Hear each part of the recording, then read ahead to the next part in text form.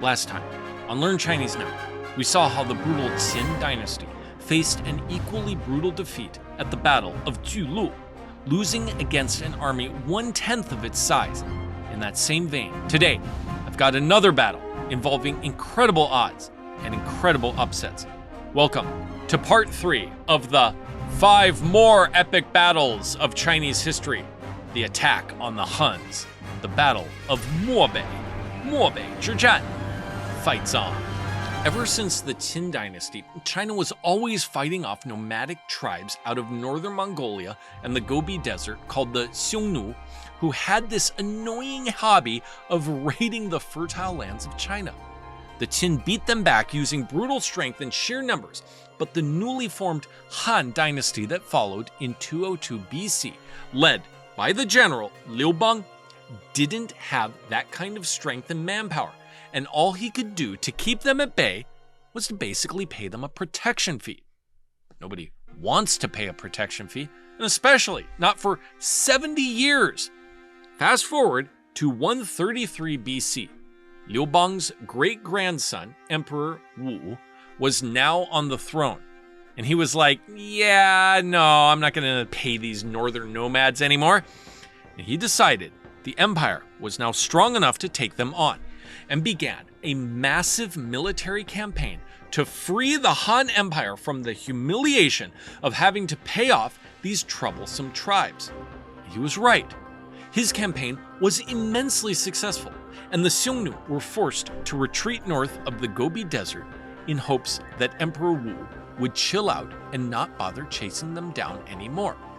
But, as Sun Tzu says in The Art of War, the skillful fighter does not miss the moment for defeating the enemy. And Emperor Wu was not going to miss the chance to shut them up for good. In 119 BC, he decided to send his forces all the way up across modern-day Mongolia and the entirety of the Gobi Desert to whip them so badly that they would never ever dare to come back again. Which gives us the name of this battle, Mòběi, which means north of the desert, or literally desert north. Emperor Wu split his army into 2 parts in a 2-pronged attack up over the eastern and western sides of modern-day Mongolia. He handpicked an elite force to attack the eastern front because he got intel that the Xiongnu leader, which is called the Chanyu, was on that side.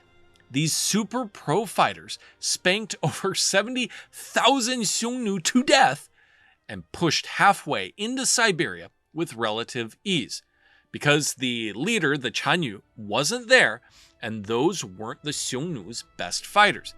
You see, the intel was actually a bluff, and the Chanyu and his main army were on the western front, directly where the normal, run-of-the-mill, not-so-elite Han guys were headed.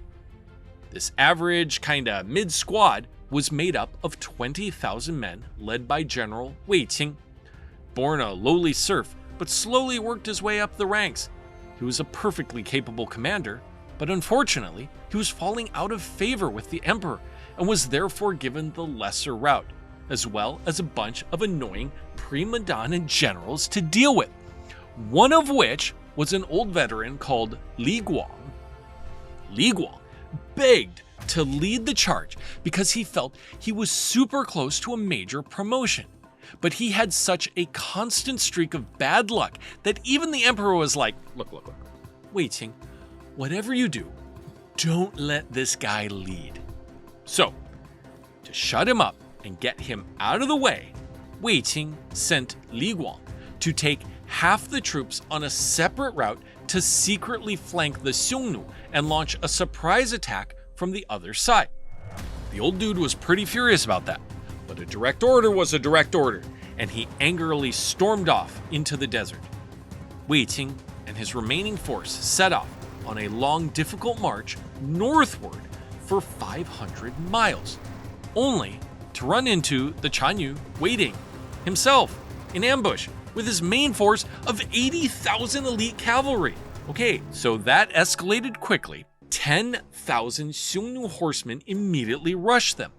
Wèi Qīng had to think fast. he quickly ordered his armored chariots to run protective rings around his troops. That way, the infantry could be shielded from the Xiongnu's cavalry, while also shooting them down from within the mobile walls. He then assigned his own cavalry to back up these chariot circles and fight the Xiongnu off if they managed to break through. This was an incredibly effective defense, and they were able to fend off the Xiongnu until the whole thing became more or less of a stalemate. As night fell upon the battlefield, so did a sandstorm. Bad times were ahead. For the Xiongnu, without missing a beat, Wèi Qīng took advantage of the dust and the darkness to discreetly split his cavalry in two, sending each half to sneak around to hit the Xiongnu in a pincer movement from both sides. Suddenly, seeing the Han horsemen busting in on them from all directions in the swirling darkness completely shattered the Xiongnu lines. In the ensuing pandemonium, the Chanyu leader went missing in the desert somewhere, and 10,000 Xiongnu were overrun then and there. The remaining forces were chased 100 miles to a fort, which Wèi Qīng then besieged, captured, and destroyed, along with another 9,000 Xiongnu.